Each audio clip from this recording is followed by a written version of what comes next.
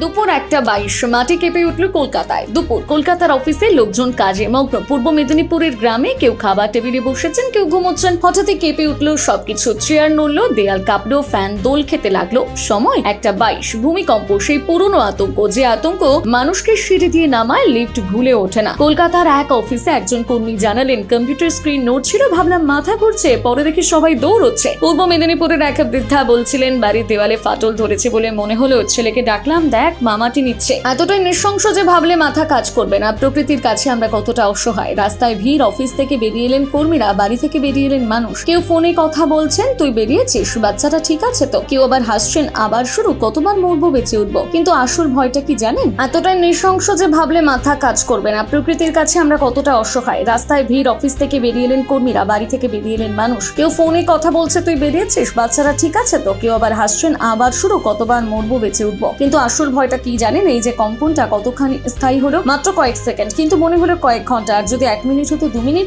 Richter স্কেলে কত সেটা এখনো জানা যায়নি। কিন্তু মানুষের মনে যে কম্পনটা রয়ে গেল, সেটা মাপার কোনো যন্ত্র নেই। কি হয়েছে এখানে? অ্যাকচুয়ালি কিছুক্ষণ আগে আমাদের হঠাৎ আমাদের দেখছি যে আমরা চেয়ার টেবিল দুলছে, ফ্যান, সিলিং ফ্যান দুলছে। তো আমরা যারা স্টাফ ছিল, বাকি সব স্টাফ আমাদেরকে সতর্ক করলো যে ভূমিকম্প হচ্ছে। তো আমরা বেরিয়ে দেখি যে কাতার কাতার যত স্টাফ ছিল বিভিন্ন ব্লকে, আমাদের 4টে ব্লক থেকে সিঁড়ি দিয়ে সবাই দৌড়ে দৌড়ে সব বাইরে একটা সেফ ডিস্টেন্সে সবাই এক জায়গায় আমরা জড়ো হয়েছি। আমরা মানে প্রত্যেকে আতঙ্কিত যে এই ভূমিকম্পের ব্যাপারে।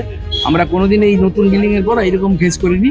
এই প্রথম আমরা এরকম যে একটা ভূমিকম্প, প্রবল ভূমিকম্পের মুখে আজকে আমরা পড়লাম। এটা একটা আমাদের মানে আতঙ্কগ্রস্ত সবাই হয়েছে, সমস্ত স্টাফ। মানে কি করে বুঝলেন কাজ করতে? কাজ করতে তো দেখলাম যে হঠাৎ চেয়ার দুলছে, সিলিং ফ্যান দুলছে, আর হচ্ছে প্রবল প্রত্যেক স্টাফ চিৎকার করছে ভূমিকম্প বলে। তো ন্যাচারালি প্রত্যেকে অ্যালার্ট করছে বাইরে যাওয়ার জন্য। তো সেই থেকে আমরা বাইরে সব বেরিয়ে এলাম। আপনার নাম? কৌশিক অধিকারী, ডিস্ট্রিক্ট ম্যাজিস্ট্রেট।